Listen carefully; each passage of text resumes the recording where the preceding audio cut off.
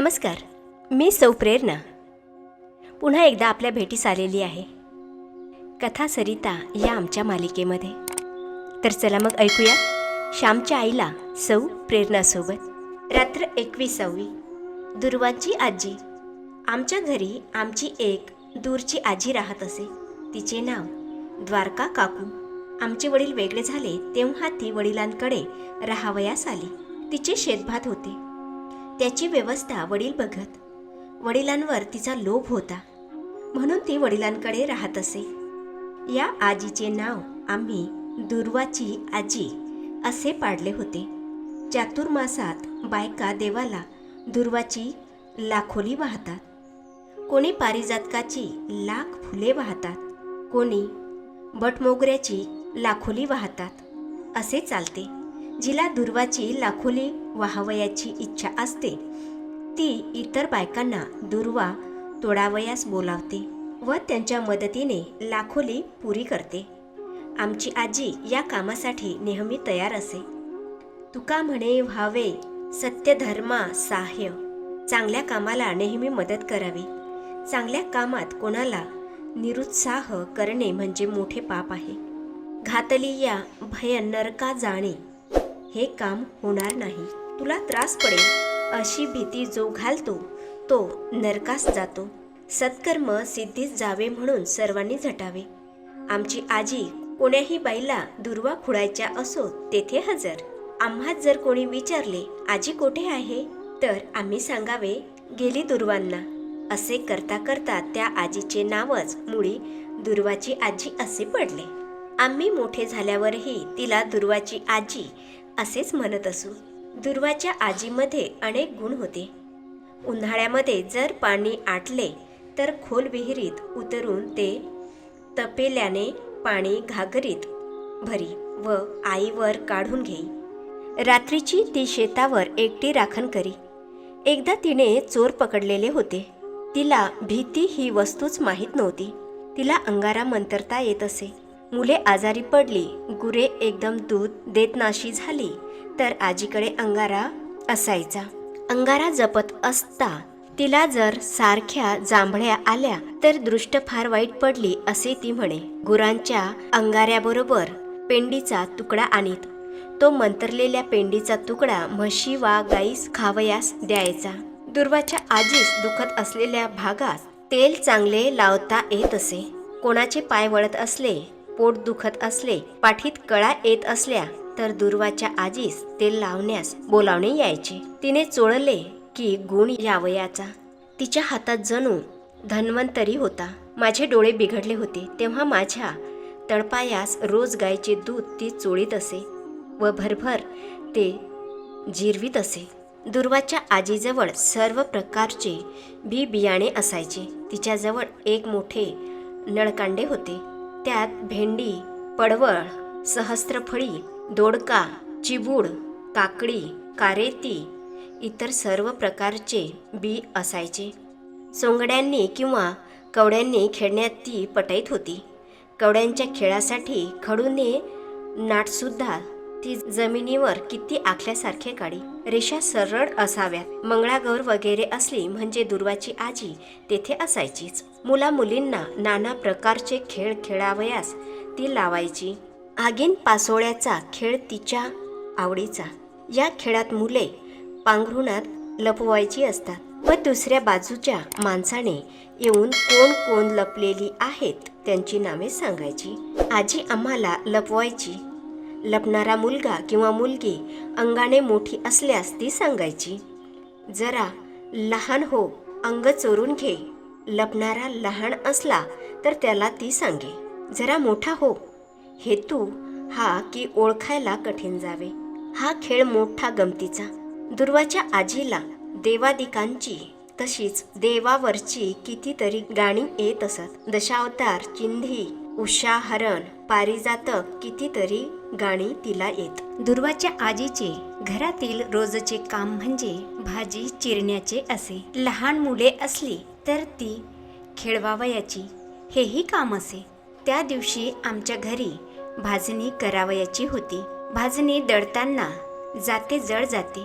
आजी हात लावी ह्या भरोशावर आईने भाजणी करण्याचे ठरविले होते. परंतु आजी जरा लहरी होती. आदल्या दिवशी तीच म्हणाली होती, उद्या करू हो भाजणी. परंतु उजाडत आजीला खऱ्याकडून बोलावणे आले. खऱ्याकडे आजीचे दूरचे माहेरचे नाते होते. मधून मधून ती त्यांच्याकडे जात असे. बाकी आजी म्हणजे गाव आजी होती.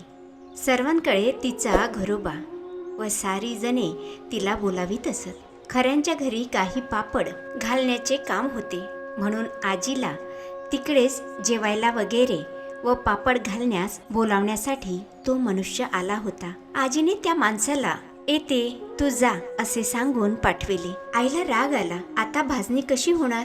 जाते कशी मी एकटी ओढणार? आई आजीला म्हणाली, तुम्ही जाणार? येथे भाजणी कशी होईल? मी काय पत्कर घेतला आहे की काय तुझ्या कामाचा? वाह वाग म्हणे भाजणी कशी होईल? माझ्याने नाही ओढवत जाते, समजलीस? आजी मोठ्याने बोलू लागली. आईलाही चेव आला. संतापली ती. म्हणे, ओढवत नाही? तुम्हाला लोकांकडे काम करावयाला शक्ती आहे. घरी तेवढे हात मोडतात. साऱ्या गावाने चांगले म्हणायला हवे ना. परंतु येथे हात लावतील तर शपथ, येथे काम कराल तर बाटाल जशा. येथे जरा हात लावावयाला हात दुखतात. येथे घरी आई ग बया ग. परंतु लोकांकडे उभे राहून पोहे कांडाल व कमरेवर हांडे घेऊन पाणी भराल. ढोंग आहे सारे तुमचे, ढोंग. हो, करणार लोकांकडे काम करणार. तू कोण मला बोलणार? मी का तुझ्या घरची खाते आहे? माझे शेत आहे. तू मला ऐश्वर्य दे असं बोलत जाऊ नकोस. ते माझ्या कामा येणार नाही म्हणे. लोकांकडे काम करतात. तुम्हाला असतील लोक, मला नाही कोणी लोक. जशी तुम्ही तशीच खऱ्यांकडचीही ढोंगी. कोणाला ग म्हणतेस ढोंगी? असले नव्हते बाई कधीच कोणाचे ऐकून घेतले बोलणे. फारच शेपारलीस तू. आजी भांडू लागली. मग काल कशाला सांगितले उद्या करू भाजणी म्हणून? मी तयारी केली, जाते धुवून ठेवले. परंतु आयत्या वेळी तुमचा पाय आपला तिसरीकडेच. दुसऱ्याला तोंडशी पाडता येते तुम्हाला. आम्ही मेले मरमर करावे तर तुम्ही जरा हातही लावू नये का? आई म्हणाली, मी का हात लावत नाही? शर्त आहे बाई तुझ्या बोलण्याची. नाही जात खऱ्यांकडे हो. तुझ्या डोळ्यात खुपत असेल तर नाही जात. जगाने चांगले म्हणावे म्हणून मी हपापलेली होय. बाई तू चांगले म्हण. मित्रांनो, पुष्कळ लोकांचे असे स्वभाव असतात की ते घराबाहेर फार साडसूद असतात. दुसरींकडे ते चार धंदे करतील, परंतु घरी इकडची काडी तिकडे करावयाचे नाही. लोकांच्या स्तुतीला, बाहेरच्या जगाच्या स्तुतीला मनुष्य लालचावलेला असतो. घरच्यांना तळमळत ठेवून तो बाहेरच्यांचे दुवे घेण्यास जात असतो. हे त्याचे करणे प्रेमामुळे नसते तर स्वार्थामुळे, वाहवा मिळावी म्हणून असते. आणि म्हणून ते ताज्य होय. माझ्या आईच्या म्हणण्यात बरीच अतिशयोक्ती असली तरी त्यात थोडे तथ्यही होते. आई व आजी यांची भांडणे अशी नेहमी होत असत. ते काही नवीन नव्हते, परंतु त्यांचे भांडण फार वेळ टिकत नसे. मध्येच आलेले ते वादळ असे. परस्परांच्या मनात जमलेले विष ओकून बाहेर पडे. घाण बाहेर निघून जाई व पुन्हा मने स्वच्छ होत. वादळ येते ते शांत होण्यासाठी येते. रोग येतात ते शरीरातील घाण जाळण्यासाठी येतात व मरण येते ते पुन्हा जीवनरस देण्यासाठी येते. माझी आई शांत झाली, बोलेनाशी झाली. आजीने थोडा वेळ सुरूच होते मधून मधून. लोकांकडे म्हणे काम करतात. माझे हात, मी वाटेल तेथे काम करील. तू कोण माझ्यावर लादणार, सक्ती करणार? तुला का हा माझा हेवा? मला लोक बोलावतात तर तुला का मत्सर? आईचे तोंड बंद झाले म्हणून आजीचेही बंद झाले. थोड्या वेळाने आई आजीजवळ गेली व म्हणाली, मी चुकले. हो बोलू नये ते बोलले. तुम्हाला मी कोण बोलणार? तुम्ही किती मोठ्या. परंतु अलीकडे या साऱ्या दगदगीने, काळजीने व दुखण्याने मी अगदीच वैतागली आहे. मला नाही राहावत. मग सुमार भान जणू मी विसरते. मी मग कोणाला बोलते याची शुद्धही मला राहत नाही. मेले असले जगून तरी काय करायचे? जगून काय करायचे? असे अभद्र काय गो बोलतेस? तुझी पोरे बाळे आहेत अजून लहान. तू नाही जगशील तर त्यांचे कोण करील? पुष्कळ जग. मुलाबाळांची लग्ने होऊ देत, सुना घरात येऊ देत. वेडे विंद्रे नको बाई मनात आणू. अगं, तू बोललीस म्हणजे मलाही जोर येतो. मागाहून वाईट वाटते. आजी म्हणाली, तुम्ही जा खऱ्यांकडे. येते म्हणून कळविले आहेत तुम्ही, तर जा. भाजणी उद्या होईल. तसेच जाते धुतलेले ठेविले म्हणजे झाले. वरती दुसरे काही दळले नाही की झाले. तुम्हाला आज चहा देते करून, म्हणजे दम लागणार नाही. आज गारवा आहे बाहेर फार. आई गोड बोलली. अलीकडे घरात चहाची पूड असे. कधी कोणी आजारी असले, कोणाला दमा लागला तर आई करून दे. आईने दुर्वाच्या आजीला तिचे रामपात्र भरून चहा दिला. आजीचा राग गेला. आजी खऱ्याकडे जावयास निघाली व जाताना म्हणाली, जाते ग यशोदे. रागव बिगव नकोस हो, मनात धरू नकोस. तुम्हीच नका धरू मनात, म्हणजे झाले. कशा झाल्यात तरी तुम्ही वयाने मोठ्या. मी तुमच्या सुनेसारखी, लेकीसारखी. माझे बोलणे पोटात घालीत जा, आई म्हणाली. आजी गेली व आई घरकाम करू लागली. मित्रांनो, माझी आई म्हणजे निर्दोष नव्हती. दोष कोणात नाही, चुका कोण करीत नाही. निर्दोष फक्त एक परमेश्वर. बाकी सर्वांना चुकांची भूषणेच अंगावर घालून त्या जगजन्म माऊलीसमोर जावयाचे आहे. चुका हे मानवाचे भूषण व क्षमा हे देवाचे भूषण. माझी आई चुका करी, पण सावरून घे. चुका करण्यातच ती ऐट मिरवीत नसे. रात्र 22वी. आनंदाची दिवाळी. दिवाळीचे दिवस जवळजवळ येत होते. शाळांना सुट्टी झाली होती. मी दापोलीजवळच शिकत होतो, त्यामुळे सुट्टी होताच घरी गेलो. मला व माझ्या धाकट्या भावांना एक एक नवीन सदरा वडिलांनी केला, परंतु त्यांच्या नेसूची धोतरे मात्र फार फाटली होती. आईने ती 17दा शिवली होती. 17 ठिकाणी शिवली होती. ती आता इतकी विरली होती की शिवणे कठीण झाले होते. आम्हा मुलांना त्यांनी नवीन कपडे केले, परंतु स्वतःला नवीन धोतरे घेतली नाहीत. आईला वाईट वाटत होते, परंतु ती काय करणार? तिच्याजवळ थोडेच पैसे होते. कितीतरी दिवसात तिला सुद्धा नवीन लुगडे मिळाले नव्हते, परंतु तिला स्वतःचे इतके वाईट वाटत नसे. परंतु वडिलांचे दैन्य पाहून तिचा जीव करपे. रोज फाटका भाग निर्यामध्ये लपवून वडील वेळ मारून नेत असत. मुंबई पुण्याकडे लोक दिवाळीत घरी येतात. दिवाळीच्या सुमारास बोटी सुरू होतात. समुद्र शांत असतो. मुंबईहून घरी येणारे लोक येताना फटाके, खेळणी वगैरे दिवाळीसाठी मुलांना घेऊन येतात. माझा मोठा भाऊ पुण्यास मामाकडे शिकत होता. तो काही येणार नव्हता, परंतु पुण्याहून कोणसे आमच्या गावी आले होते. त्यांच्याबरोबर पुण्याच्या मामांनी आईला भाऊबीजेचे 3 रुपये पाठविले होते. 3 रुपये पाठविले होते. आमच्यासाठीही खाऊ पाठविला होता. ते 3 रुपये पाहून आईला आनंद झाला. तिने सर्वांची खुशाली विचारली. रुपये देऊन तो गृहस्थ निघून गेला. आम्ही आईच्या भोवती जमा झालो. मामाने खाऊ पाठविला, आम्हाला दे. आम्ही तिच्या पाठीस लागलो. जर्दाळू व पेपरमिंटच्या वड्या होत्या. आईने एक एक जर्दाळू व 2-2 वड्या दिल्या. माझा धाकटा भाऊ 2 जर्दाळू पाहिजेत म्हणून हट्ट धरू लागला. आई म्हणाली, अरे, तो तुमच्यासाठीच आहे. आज काय एकदम संपवायचा आहे? पुरवून खाल्लात तर तुम्हालाच बरेच दिवस पुरेल. तो म्हणाला, तर मग आणखी 1 वडी दे आणि ही बदलून दे. मला गुलाबी रंगाची दे. आईने त्याला वडी बदलून दिली व शिवाय आणखी 1 दिली. आम्ही अंगणात खेळू लागलो. चिंध्यांचा देशी चेंडू केला होता व धपाधपी आम्ही खेळत होतो. आईने खाऊ पडताळात मुंग्या न येतील अशा व्यवस्थितीने ठेवून दिला. थोड्या वेळाने तिने हाक मारली. मी घरात गेलो. आई म्हणाली, श्याम, अमृत शेठजीकडे जाऊन नवीन धोतर जोड्यास काय पडते विचारून ये. त्यांच्यासाठी हवा आहे म्हणून सांग. घरात आहेत का म्हणून त्याने विचारले. तर गावाला गेले आहेत, उद्या येतील असे सांग. चौकशी करून येण्याला मला सांगितले म्हणून आलो असे सांग जा. मी अमृत शेठजीच्या दुकानात गेलो. मोहन्या व बद्री त्यांचे मुलगे तिथे होते. मोहन्या मला म्हणाला, काय रे श्याम, काय पाहिजे?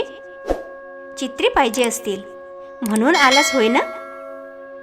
मी त्याला म्हटले, चित्रे देत नाहीस मग कशाला मागू? मी तुझ्याजवळ कधी मागणार नाही, परंतु धोत्राचा भाव विचारावयास मी आलो आहे. कोणाला धोतर जोडा? तुला? त्याने विचारले. नाही, भाऊसाठी. चांगला लांब रुंद हवा, पोत चांगले हवे. किंमत काय ते विचारावयास मी आलो आहे. 2-3 नमुने दे, ते मी घरून दाखवून आणतो असे मी सांगितले. मोहन्या मारवाड्याने 2-3 प्रकारचे धोतर जोडे दिले. अमृत शेठ म्हणाले, दाखवून लवकर आण हो श्याम, आम्ही काही घरी ठेवणार नाही आणि ठेवलेस तर पैसे देऊ असे मी अभिमानाने म्हटले. तुझ्याजवळ भारीच झालेत वाटते पैसे, बापाजवळ तर फंद्या नाही. अमृत शेठ म्हणाले. मला ते शब्द ऐकून वाईट वाटले. अमृत शेठाचे आम्हाला कर्ज होते म्हणून ते तसे बोलले. स्वाभिमानाने जगू म्हणणाऱ्याने मरावे, परंतु कर्ज कधी काढू नये. मी ते नमुने घेऊन घरी आलो व आईला दाखविले. त्यातील एक आईने पसंत केला. किंमत बेताचीच होती. 3-3.5 रुपये काहीतरी होती. आईने माझ्याजवळ पैसे दिले व म्हणाली, हा घेऊन ये, बाकीचे परत कर. मी धोतरजोडे परत केले व एक विकत घेऊन आलो. आईने त्याची 2 पाने निरनिराळी फाडली व त्या प्रत्येकाला कुंकवाचे बोट लावून ठेवले. वडील गावाहून परत आले तरी त्यांना ही गोष्ट कळली नव्हती. दिवाळीच्या दिवशी पहाटे मंगलस्नाने झाल्यावर आई वडिलांना नवीन धोतर नेसावयास देणार होती. आम्ही मुले होतो तरी ती गोष्ट आम्ही फोडली नाही. आईच्या कटात आम्ही तिची मुले सामील झालो होतो. उद्याची दिवाळी. आम्ही टाकळ्याच्या शेंगा आणून त्यातले इंद्रजव काढले. ते वाटून आईने अंगाला लावण्यासाठी तयार करून ठेवले. पायाखाली नरकासूर म्हणून चिरडण्यासाठी कारिटे आम्ही गोळा करून ठेवली. अंगण झाडून स्वच्छ केले. घाण दूर करणे म्हणजेच खरोखर नरकासूर मारणे. नरक हाच असुर आहे. नरक म्हणजे घाण. या घाणीसारखा दृष्ट राक्षस कोणी नाही. राक्षस 100 माणसे खाईल, परंतु घाणीतून उत्पन्न होणारा रोगरूपी राक्षस हजारो लोकांना खातो तरी तृप्त होत नाही. घाणीसारखा शत्रू नाही. पावसाळ्यात सर्वत्र घाण होते. विष्ठा शेण सारे आजूबाजूला पडलेले असते. ही घाण दूर करावयाची म्हणजे नरकासूरला मारणे होय. आणि मोठी गंमत आहे. सत्यभामाने नरकासुराला मारले. ती कृष्णाला म्हणाली, तुमच्याने हा मरणार नाही, त्याला मीच मारीन.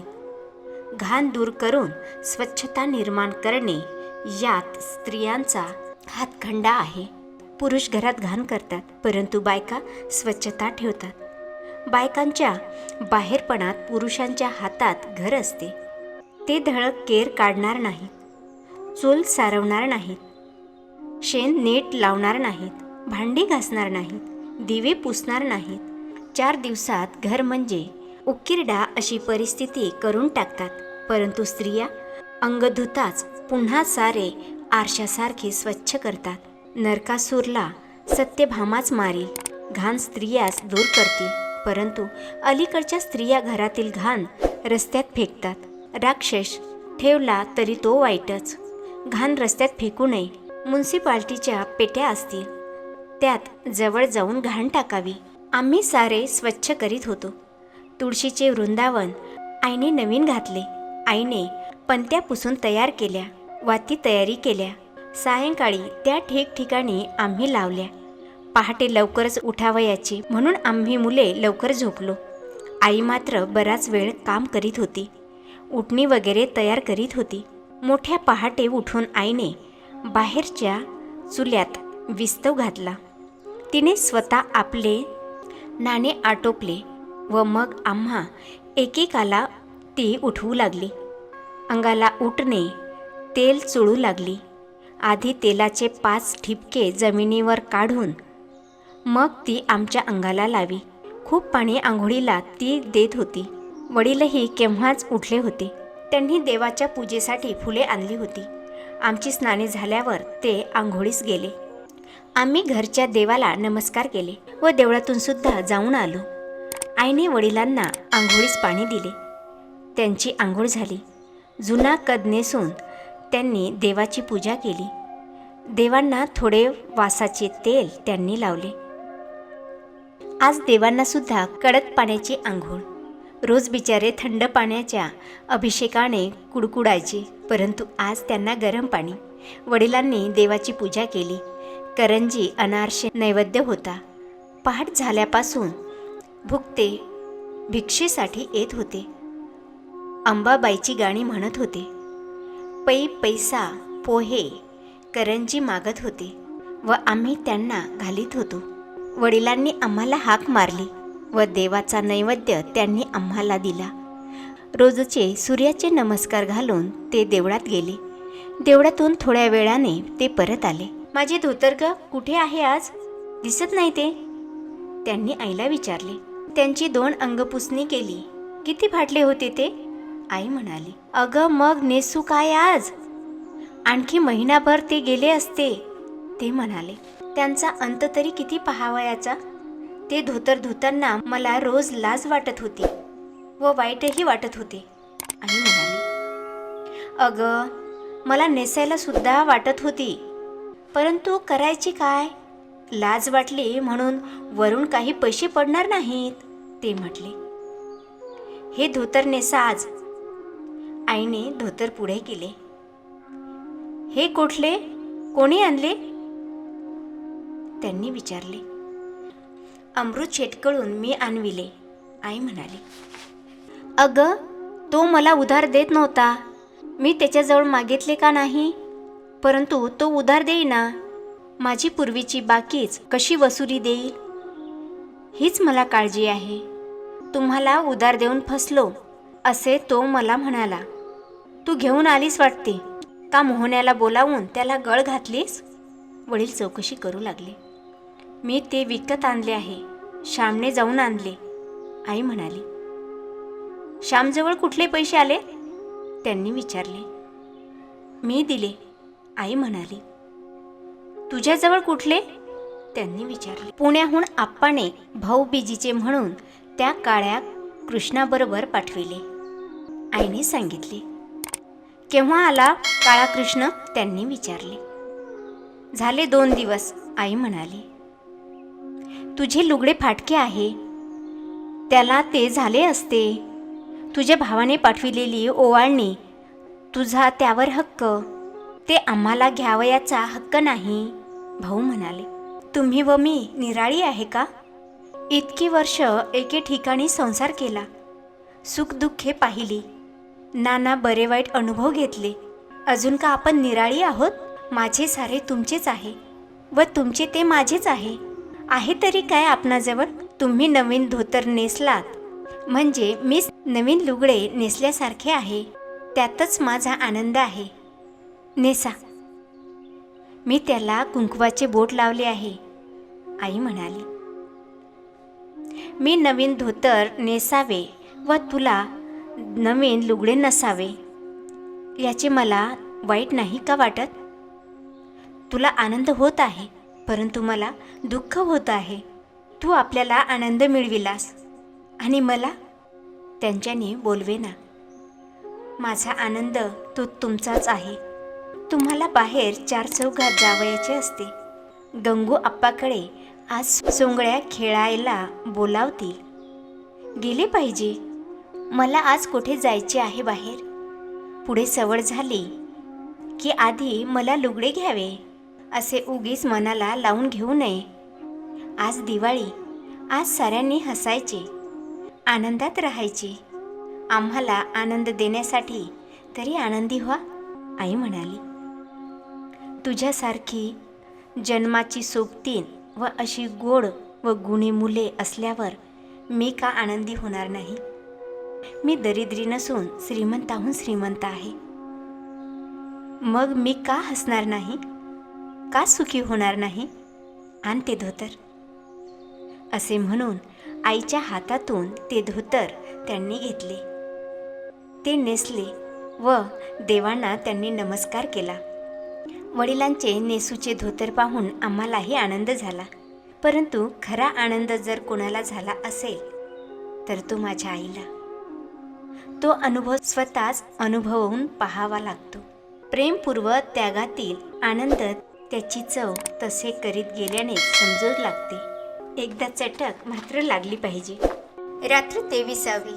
अर्धनारी नटेश्वर. मे महिन्याच्या सुट्टीत मी घरी गेलो होतो. इंग्रजी चौथीत मी गेलो होतो. मी घरी गेलो म्हणजे आईला आधार वाटे, कारण ती नेहमी आजारी असे. एक दिवस ताप येई, दुसऱ्या दिवशी ताप निघाला की ती पुन्हा कामाला लागावयाची. ताप आला की निजावयाची. ताप निघताच उठावयाची. ती फार अशक्त झाली होती. मी आलो म्हणजे तिला बरे वाटे. मी तिला पाणी भरण्यास, धुणे धुण्यास मदत करीत असे. अंगणाची झाडलोट करीत असे. आईची पाय चेपायचे हा तर माझा सुट्टीतील नेमच झालेला असे. एक दिवस बाहेर स्वच्छ चांदणे पडले होते. जेवण खाणे झाली होती. वडील जेवून बाहेर गेले होते. धाकटे भाऊ झोपी गेले होते. आईचे उष्टे शेण वगैरे झाले. आई मला म्हणाली, श्याम, थोडे दळायचे का रे? का तुझे हात दुखतायत? संध्याकाळी तू खणले आहेस, घोळीचा दळा केलास ना. हात दुखत असेल तर नको. मी म्हटले, मुळीच हात दुखत नाहीत. जात्याच्या खुंट्याला तुझा व माझा हात दोन्ही असतात. तुझा प्रेमळ हात माझ्या हाताला लागून मला शक्ती येते. चल, मी अंगणात जाते घालतो. पोत्यावर जाते घालतो. आईने घाल म्हणून सांगितले. मी अंगणात जाते घातले. आईने दळण आणले. दुसऱ्या दिवशी आंबोळ्या करावयाच्या होत्या. मला आंबोळ्या फार आवडत असत. माय लेकरे अंगणात दळत होती व चंद्रवरून अमृताचा वर्षाव करीत होता. मंद गार वारा सुटत होता. आई ओव्या म्हणत होती व ओव्यात श्याम बाळ असे माझे नाव गुंफीत होते. मला आनंद वाटत होता. दळण्याचे काम मला लहानपणापासूनच आवडते, कारण त्यामुळे आईची सेवा करता येत असे. आईबरोबर दळीत असताना मी जात्यात वैरण घालावयासही शिकलो होतो. आम्ही दळीत होतो. दळणाचा आवाज ऐकून शेजारच्या जानकी वहिनी आल्या. बाई, हे काय? श्याम का दळतो आहे? मी म्हटले, आज रात्री एकट्या कशा दळीत बसल्या म्हणून पाहायला आले. श्याम, हे रे काय? तू इंग्रजी ना शिकतोस? जानकी वहिनी मला म्हणाल्या. मी आईला विचारले, आई, दळायला हात लावला म्हणून काय झाले? आई म्हणाली, श्याम, अरे जानकीबाई थट्टा करताय तुझी. त्यांचे तुझ्यावर प्रेम आहे म्हणून पाहावयाला आल्या. अरे काम करायला का कोणी नावे ठेवतील? आणि आईला मदत करण्यात रे कसली कोणाची लाज? आईला मदत करण्याला कोण हसेल? तो रानटीच समजला पाहिजे. तुझ्या भक्तिविजयात जनाबाई बरोबर प्रत्यक्ष पांडुरंग नव्हता का दळायला लागत? पण खरे असेल का ग ते? देव कबीराचे शेले विणू लागे, जनाबाईचे दळण दळू लागे, धुणी धुवू लागे, नामदेवाच्या पाठीमागे उभा राहून कीर्तनात टाळ वाजवी, नाचे. खरे का ग हे सारे? असे मी विचारले. बसा ना जानकीबाई, अशा उभ्या का? असे जानकीबाईस विनवून आई मला म्हणाली, श्याम, अरे खरेच असेल ते. देवावर ज्याची श्रद्धा असते व त्याचे स्मरण ठेवून जे काम करतात त्यांना देव मदत करतो.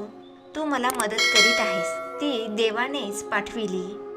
मे महिना आला की देव मला मदत करण्यासाठी तुझ्या रूपाने जणू येतो. अनेकांच्या रूपाने मदत करावयास देव उभा राहतो.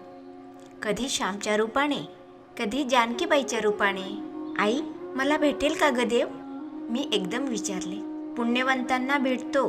पुष्कळ पुण्य करावे सर्वांच्या उपयोगी पडावे, म्हणजे देव भेटतो, आई म्हणाली. जानकी वहिनी मला म्हणाल्या, श्याम, बोवा वगैरे व्हायचे आहे की काय?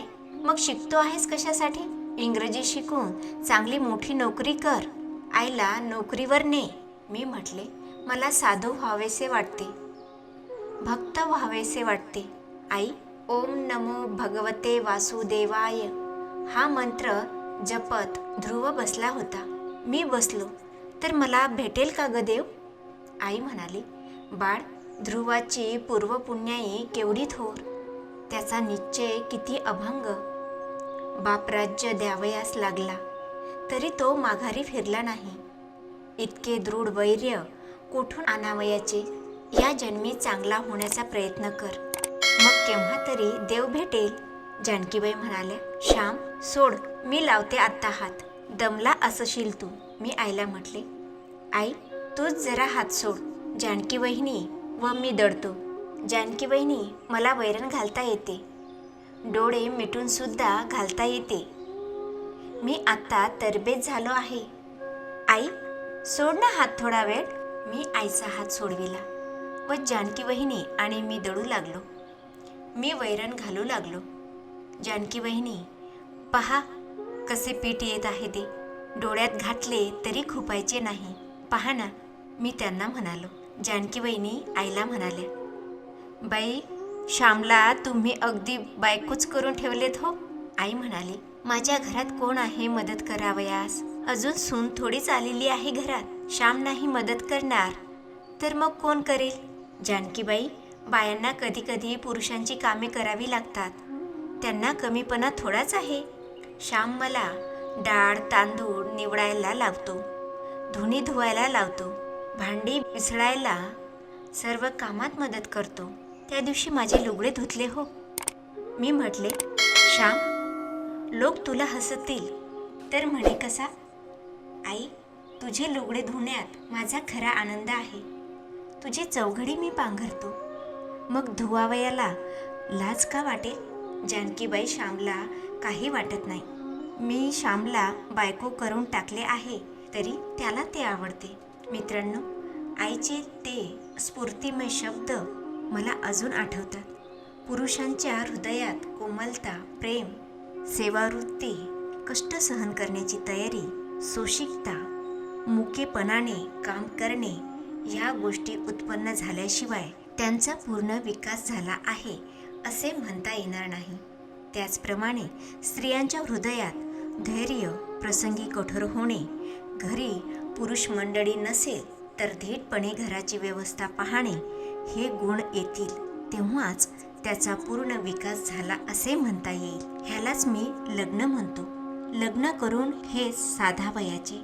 लग्न करून पुरुष कोमलता शिकतो, हृदयाचे गुण शिकतो, स्त्री बुद्धीचे गुण शिकतो. विवाह म्हणजे हृदय व बुद्धी, भावना व विचार यांचे मधुर मिश्रण, मधुर सहकार्य होय. पुरुषांच्या हृदयात स्त्री गुण येणे व स्त्रीजवळ पुरुष गुण येणे म्हणजे विवाह होय. अर्धनारी नटेश्वर हे मानवाचे ध्येय आहे. स्वतः पुरुष अपूर्ण आहे, स्वतः एकटी स्त्री अपूर्ण आहे, परंतु दोघे एकत्र येऊन दोन पूर्ण व्यक्ती बनतात. दोन अपूर्णांच्या लग्नाचे दोन पूर्ण जीव जणू बनतात. निराळे लग्न लावण्याची आई मला जणू जरूरतच ठेवत नव्हती. प्रेम, दया, कष्ट, सेवा या स्त्री गुणांशी आई माझे लग्न लावून टाकीत होती. रात्र 24वी. सोमवती अवस. ज्या सोमवारी अवस येते तिला सोमवती अवस म्हणतात. त्या दिवशी सोमवतीचे व्रत घेतलेल्या ब्राह्मणांच्या सुवासिनी बायका पिंपळाची पूजा करतात. सोमवारी अवसेला कोणत्या तरी 108 वस्तू देवाला वाहावयाच्या असतात. मग पुढे 108 विडे, 108 आंबे, 108 रुपये, 108 दिडक्या, 108 केळी, 108 खण, 108 नारळ, 108 पेढे, 108 लुगडी, ज्याला जशी ऐपत असेल त्याप्रमाणे देवाला द्यावयाची, दान करावयाचे अशी घटना आहे. ज्याचा जो अध्याय असेल त्याला हे सारे मिळते. परंतु तो उपाध्यायही सर्व स्वतःच्या घरी ठेवीत नाहीत. पारावर इतर उपाध्याय मंडळींना तो ते वाटतो. ही पद्धत फारच सुंदर आहे. त्यागावर ती उभारलेली आहे व तीमुळे उपाध्याय मंडळीत परस्परांचा दोष मत्सरही करण्याला अवकाश राहत नाही. माझी आई जेव्हा एकत्र होती, भरल्या घरात श्रीमंतीत होती, तेव्हाच तिने सोमवतीचे व्रत घेतले होते. 108 पावल्या, 108 विडे, 108 पेढे अशा चांगल्या सोमवती तिने त्यावेळेस घातल्या होत्या. परंतु आता गरिबी आली होती. तिलाच नेसावयास लुगडे नव्हते, तर 108 लुगडी कुठून देणार? तिलाच खावयास नव्हते, तर ती काय देणार? सोमवतीचे व्रत एकाकाळी एकाएकी सोडता येत नाही. घरात पतीजवळ तरी ती कोणत्या तोंडाने मागणार? पतीजवळ काय होते? नाताळची सुट्टी असल्यामुळे मी घरी आलो होतो. सोमवती आली होती. मी आईला विचारले, या सोमवतीला तू काय घालणार? काय ठरविले आहेस? जानकी वहिनी 108 सुपाऱ्या, ओल्या सुपाऱ्या घालणार आहेत. आई म्हणाली, बाळ, 108 पोफळी माझी घालून झाली आहेत. मागे सीता आत्याने पाठविली होती. मग तू काय घालणार आहेस? 2 दिवस तर राहिले सोमवतीला. काही ठरवावयास हवे ना? आई, 108 गुळ म्हणजे का 108 गुळाच्या ढेप्या वाहवयाच्या? 108 तेल म्हणजे का 108 तेलाचे डबे द्यावयाचे? आई म्हणाली, कोणी 108 डबे दिले तरी हरकत नाही, परंतु गरीब असला तर तो ठरवितो की 108 अदपाव देईल, 108 पावशेर देईन किंवा 1 मन तेल असेही देतात. त्यात वाटेल तसे 108 भाग असावे. मी विचारले, आई, तू 108 अदपाव गुळ घातलेस तर? आई म्हणाली, श्याम, घरात विष खावयास दिडकी नाही, गळफास लावयास सुतळीचा तोडा नाही, कोठून आणावयाचे पैसे? झाड आहे का आपल्या अंगणात? हलविले की पडले पैसे? आपण गरीब आहोत श्याम. मी म्हटले, 108 आवळे घातलेस तर? बाळ, 108 आवळे एकदा मी घातले होते. सोलीहून त्यांनी आणले होते. आपला सोहलीचा तुकाराम नव्हता का? त्याने दिले होते. आई म्हणाली, आई, 108 चिंचोके घातले तर नाही का चालणार? मी हसत हसत विचारले. आई म्हणाली, हो चालतील. तर काय झालं? पण काय लोक हसतील. होय ना, हसतील, त्यांचे दात दिसतील. त्यांचे हसायला काय जाते? द्यायला थोडीच कोणी येते आहे. हसायला सारे, मदत करायला कोणी नाही. देव तर हसणार नाही ना? देव रागावणारही नाही ना? मी विचारले. आई म्हणाली, श्याम, देव नाही रागावणार. अरे, देवाला विदुरा घरच्या कण्यासुद्धा आवडतात. मिटक्या मार मारून त्याने खाल्ल्या. सारखे ताट चाटीत होता तरी त्याची तृप्ती होईना. देवाने सुदामाचे पोहे कसे खाल्ले? जसा अधाशी व उपाशी. रुक्मिणीला 1 मूठ देण्यास तयार होईना. देव उपाशीच असतो. प्रेमाने त्याला कोण देतो? लाखात एखादा. प्रेमाने दिलेलेच त्याच्या पोटात जावयाचे. भुकेल्या देवाला द्रौपदीने पान खाऊन ढेकर आली. देवाला प्रेमाने द्या, ते त्याला दुधाच्या समुद्रापेक्षा थोर आहे. शबरीची उष्टी बोरे ती कशी खाल्ली रामाने? तू वाचले आहेस ना? देवाला सारे चालते, त्यात भावभक्तीचे तूप ओतलेले असले म्हणजे झाले. त्यात हृदयाचा ओलावा असावा म्हणजे झाले. मग चिंचोकेच काय? पण 108 दगड जरी देवाला दिलेत तरी त्याला खडी साखरेप्रमाणे गोड लागतील.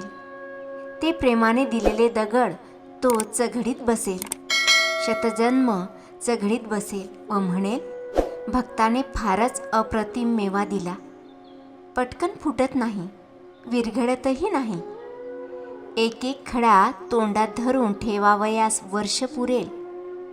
श्याम, देवाला रे काय, त्याला काहीही द्या, परंतु आपण जे देऊ ते देताना त्यात हृदय ओतून दिले पाहिजे. श्याम, द्रौपदी, शबरी यांच्या भक्ती इतकी माझी कोठे आहे भक्ती? मला कोठे तशा भक्तीने चिंचोके भरून देता येणार आहेत? आपली नाही हो तितकी लायकी. मग तू काय घालणार आहेस? सांग ना. ठरविले असशील काहीतरी, मी विचारले. आई म्हणाली, 108 फुले वाहणार आहे. फुलासारखे निर्मळ व शुद्ध दुसरे काय आहे? फुले वाहीन हो मी.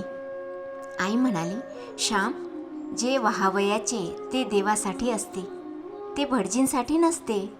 देवाच्या पायावर वाहिलेले फूल भटजीस द्यावे वाटले तर तो थोर प्रसाद आहे असे त्याला वाटेल तर तो घेईल, नाहीतर देवाच्या पायावर फुले राहील.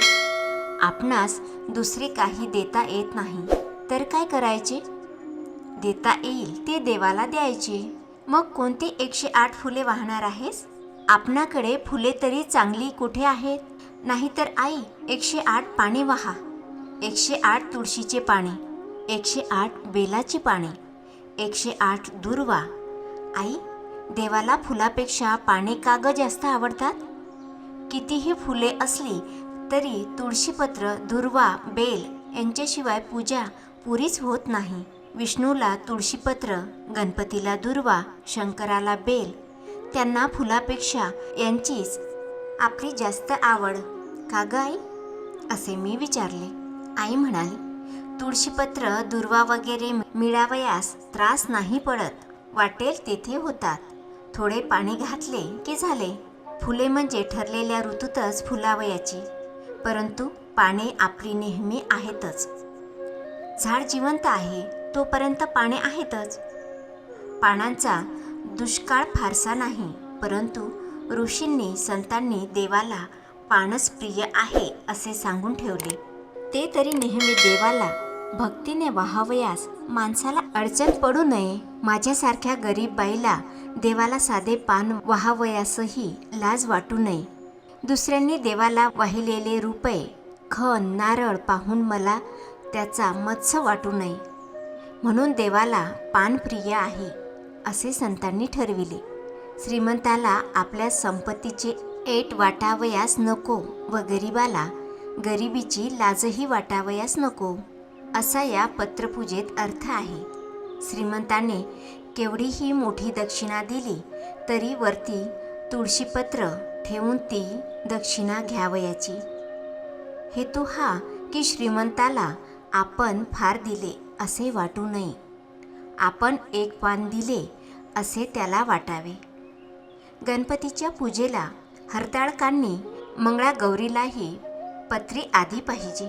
ही साधी सुंदर पाने आधी हवीत. 108 तुळशीचे दडे मी पुढे केव्हा तरी वाहणार आहे. मग यावेळेस कशाची फुले घालणार? तू तर सांगतच नाही, मी अधीर होऊन म्हटले.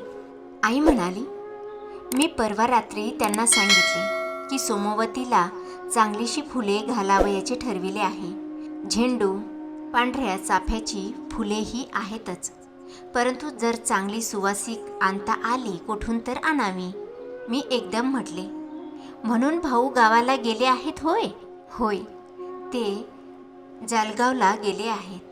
तेथे बरव्याची बाग मोठी आहे. त्या बागेत नागचाफ्याची फुलझाडे आहेत. ती 108 फुले मिळाली तर पाहावी म्हणून ते लांब गेले आहेत. आपल्याजवळ पैसे नाहीत, परंतु चालण्यात श्रम करावयास पाय आहेत असे ते म्हणाले. आई म्हणाली, मित्रांनो, चाफ्याचे अनेक प्रकार आहेत. पांढरा चाफा, हिरवा चाफा, सोनचाफा व नागचाफा. पांढऱ्या चाफ्याशिवाय बाकीच्या सर्वात सुगंध आहे.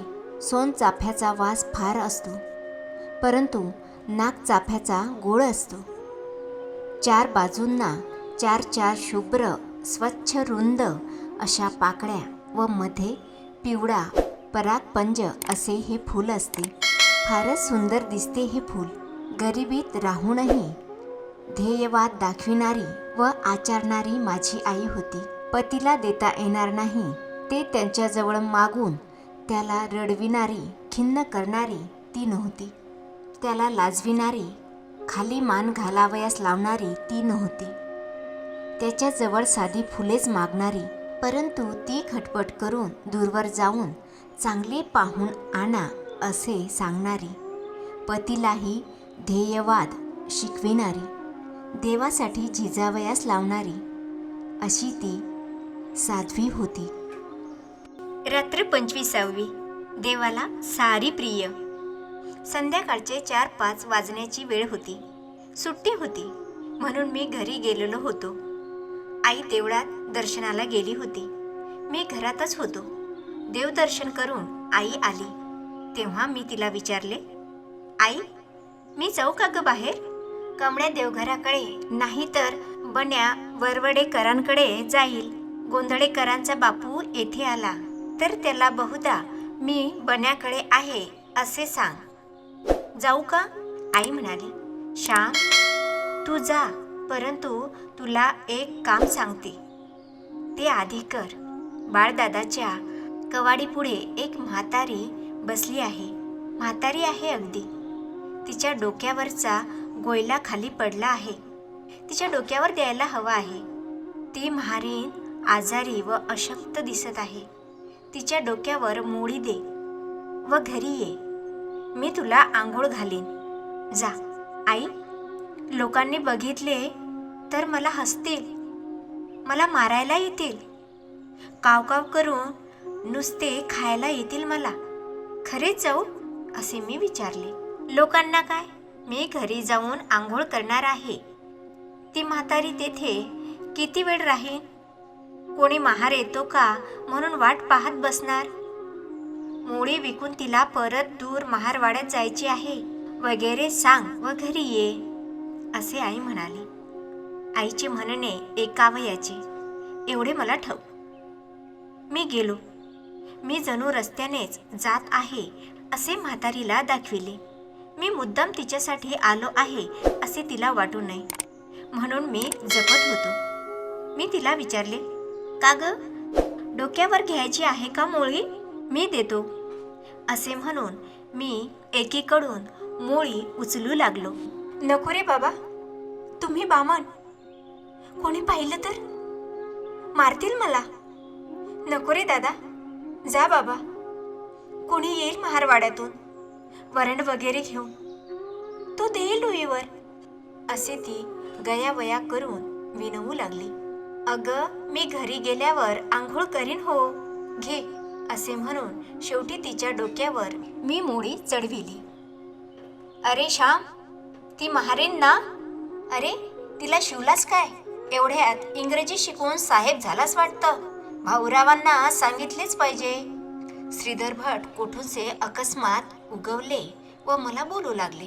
तितक्यात त्यांचा शब्द ऐकून शेजारच्या घरात ओसरीवर बसलेले दुसरे गृहस्थही बाहेर आले आणि, श्याम, अगदीच चायलास तू? अरे, काही ताडतंत्र नाही असे ते बोलू लागले. मी त्यांना म्हटले, मी घरी जाऊन आंघोळ करणार आहे. तसाच घरात शिरून काही घर पाठविणार नाही. ही म्हातारी किती वेळ थांबेल? काळोख होईल तिला जायला. नदीतून जावयाचे आहे तिला. मी स्नान करणार आहे. स्नानात शुद्धी हे मला माहीत आहे असे म्हणून मी तेथून गेलो. मी घरी आलो. आई म्हणाली, त्या म्हातारीला आपल्याकडेच हाक मार. कोठे लांब जाईल गोयला घेऊन? पुन्हा पडायचा एखादा. आपल्याकडची फाटीही सरली आहे. जा, हाक मार तिला. ए गोयलेवाली, अगं इकडे ये. मी तिला हाक मारली. आमच्या कावाडातून ती आत आली. आईने तिला किती निठवी भात घालण्याचे ते ठरविले. मी कणगीतून भात काढून आणले व तिच्या पदरात घातले. आईने तिला विचारले, म्हातारे, आजारी आहेस का ग? होय माय, ताप लई येतो. काय करातावं, पोटाला हवं ना असे ती म्हातारी म्हणाली. दुपारचा भात उरलेला आहे, शिळा झाला आहे. देऊ का तुला? आईने विचारले. द्या आई, देव तुमचे भले करो. गरिबाची दुनियेत कोणी नाही. बघा, दिनवाणी होऊन म्हातारी बोलली. आईने भात पत्रावळीत आणला. मी तो तिला दिला. अंगणाच्या कडेला बसून तिने खाल्ला. वाईच पाणी घालता व दादा, ती म्हणाली. पाणी आणून मी दुरून तिच्या ओंजळीवर ओतले. पाणी पिऊन दुवा देत ती निघून गेली. चल श्याम, तू आंघोळ कर, आईने सांगितले. आईने केळीजवळ दुरून माझ्या अंगावर पाणी घातले व सारे अंग भिजल्यावर मी दुसऱ्या दगडावर बसलो. मग स्वतःच्या हाताने पाणी घेऊन मी आंघोळ केली. आंघोळ करून मी घरात गेलो. मी आईला म्हटले, आई, मागे ती खेरांकडे जेवणावर झाली ना, त्या दिवशी की नाही एक गरीब म्हातारी मांडवाच्या दाराशी भीक मागत होती हो. आम्ही मांडवात जेवत होतो, पुरणपोळी खात होतो. आग्रह होत होता. भास्कर भटजींना इतका आग्रह झाला की ते रागावून उठावयास लागले, परंतु आपट्यांनी त्यांना बसविले. परंतु बाहेरच्या त्या म्हातारीला कोणी काही घातले नाही. ती उन्हात तळमळत होती. पंक्तीत पंख्यावर पाणी घालून वारा घालीत होते. वाळ्याचे पाणी वाढीत होते, परंतु ती गरीब भिकारीण ओरडत होती, घास घाला हो दादा. आई, तिला घासभर अन्न, पोटभर पाणी कोणी दिले नाही. एवढेच नव्हे तर एक गृहस्थ, मला त्याचे नाव माहीत नाही, ते मुंबईला नोकरीस असतात व पितांबर नेसलेले होते. ते वाढीत होते. ते एकदम मांडवाबाहेर गेले व त्या म्हातारीच्या अंगावर ओरडू लागले, लाज नाही वाटत भीक मागायला यावेळी? अजून जेवणे झाली नाहीत, जेवणे झाल्यावर ये उष्टे मागायला. आत ब्राह्मण जेवतायत तर येथे ओरडत बसली. तुम्ही अलीकडे माजलीत महारडी, निघ का मारू वाहन फेकून. असे म्हणून आई त्या पितांबरधारी मनुष्याने खरेच वाहन उचलली. नको रे दादा, नको मारू, जाते रे दादा, असे म्हणत ती निघून गेली. आई, हे मुंबईला इराण्याच्या हॉटेलात खातात, दुसऱ्यांचे जोडे पुसतात. यांची ह्या आपल्या गावात एट व मिजास. मगाशी ती म्हारीण नाही का म्हणाली, गरीबाला कोणी नाही? तेच खरे आई. उद्या जर एखाद्या महाराचा मुलगा मामलेदार होऊन आला तर त्याला हे सगळे लोक आपल्या घरी मेजवानी देतील. त्याला पानसुपारी, अत्तर, गुलाब करतील, त्याच्या गळ्यात हार घालतील.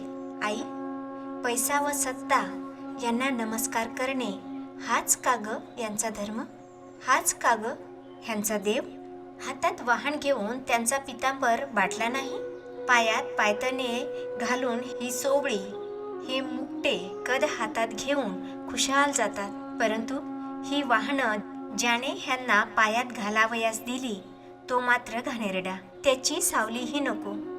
आई, हे असे कसे ग? कसले सोवळे? हा कसला धर्म? देवाला हे आवडेल का ग? एक पैसा तेवढा त्यांचा देव आहे, नाही का? आई म्हणाली, बाळ, जगात सारे पैशाला, सत्तेला मान देतात हो.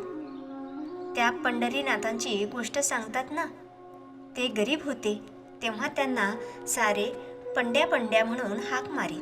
परंतु पुढे ते देशावर गेले, शिकले, वकील झाले.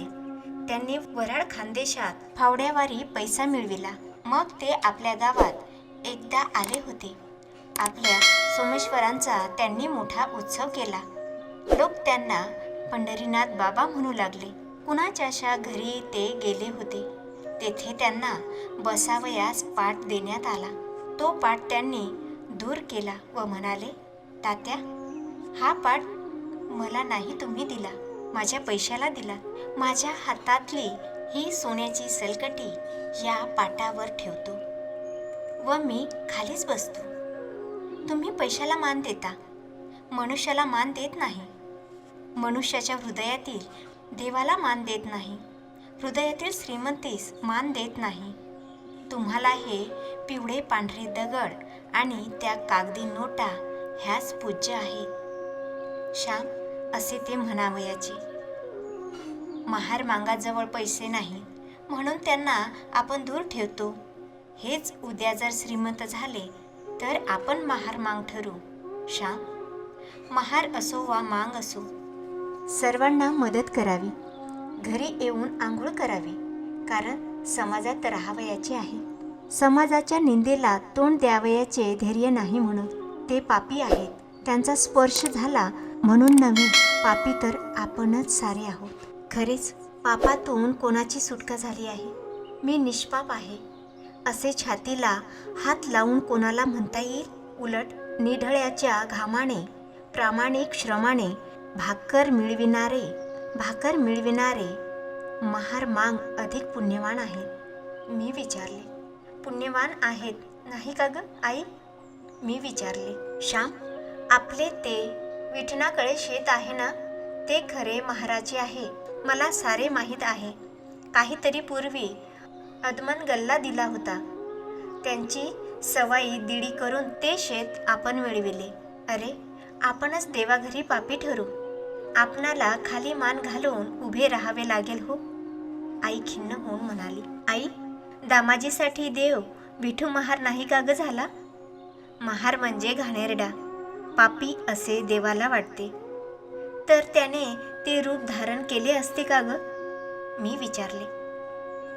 आई म्हणाली, श्याम, देवाला सारेच आकार पवित्र वाटतात. त्याने माशाचे रूप घेतले, कासवाचे घेतले, डुकराचे घेतले, सिंहाचे घेतले. ह्यातील अर्थ हाच की देवाला सारे आकार पवित्र आहेत. देव ब्राह्मणाच्या देहात आहे, माशांच्या आहे, महारांच्याही आहे. देव गजेंद्राच्या साठी धावतो, घोड्यांना खाजवतो, गायी चारतो. त्याला कुजबाही आवडते व शबरीही प्रिय वाटते.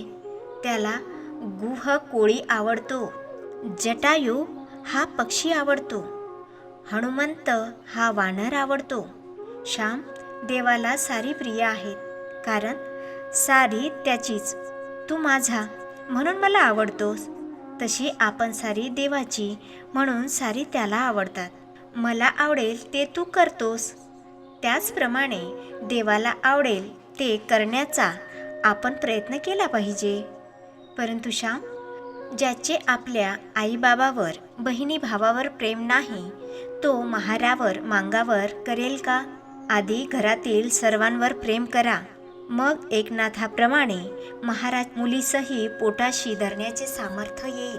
प्रेम हृदयात मावत नाहीसे झाले म्हणजे ते सर्वांकडे धावते. श्याम, मी तुला काय सांगणार? देव सर्वत्र आहे म्हणून पुराणात सांगतात. मला तरी वेळीला काय कळते? तू मोठा झालास म्हणजे तुला कळेल. आई मजजवळ बोलता बोलता दिवे लावावयाची वेळ झाली. मला कोणीतरी श्याम श्याम म्हणून बाहेरून हाक मारली, म्हणून मी निघून गेलो. मित्रांनो, आपण खोटे श्रेष्ठ कनिष्ठपणाचे वाद पुसून टाकूया. समाजसेवा करणारा प्रत्येक जण पवित्र आहे हे लक्षात धरूया. हे जोपर्यंत होत नाही तोपर्यंत मी असेच म्हणणार. माझ्या भारती या देवमुळी नुरला, सगळा अंधार रे भारतांतरी भरला. माझ्या भारती या देवमुळी नुरला, नाही दया स्नेह तिथे देव का असे. बंधुभाव तीळन तिथे प्रभू का वसे. बंधुभाव तीळन तिथे प्रभू का वसे. देव मंदिरीना देव अंतरीना, देव तो अजिमेला. माझ्या भारती या देवमुळी नुरला, माझ्या भारती या देवमुळी नुरला.